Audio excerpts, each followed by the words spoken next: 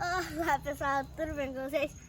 Hoje aqui para fazer um vídeo da fogueira, mesmo dia que eu fiz o do suco, né mamãe? É. Aí vamos fazer aqui, tem um fogo de chão aqui no sítio.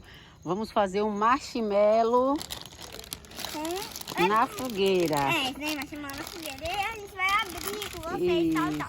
E meu pai faz mais, por favor, que ele está gravando o vídeo. Eu sempre abro por aqui, então eu vou abrir por aqui. Ó pessoal, eu já botei o meu marshmallow aqui para dar uma torradinha aqui esquentadinha. Pega a outra aí, filha. Dá pra mamãe, porque com fogo criança não pode ficar. Ó, Vou comer esse aqui. pode comer, cuidado só pra não se queimar. É muito bom, só que eu só não gosto da casquinha que eu tô tirando. Olha o marshmallow lá. Tirar isso é muito bom, mãe. E é muito maravilhoso. Não, foi assim, ó, foi assim.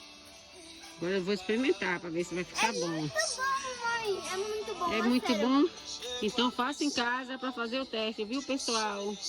Olha aqui. Já botamos bastante marshmallow no Deixa eu pauzinho. contar. 2.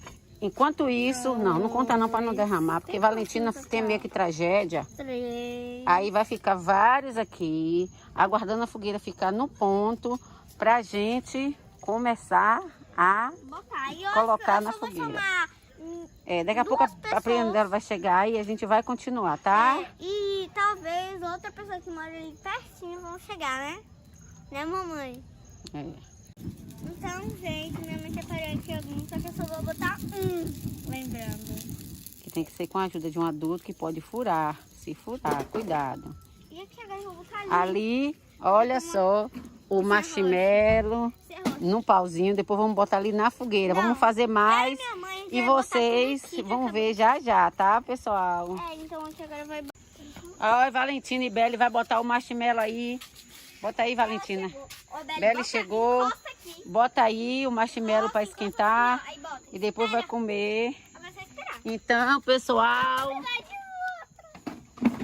Tchau, tchau e até. Tchau, tchau e até o próximo vídeo. Dá tchau, meninas. Pega o aí, faz assim. Ei, tchau.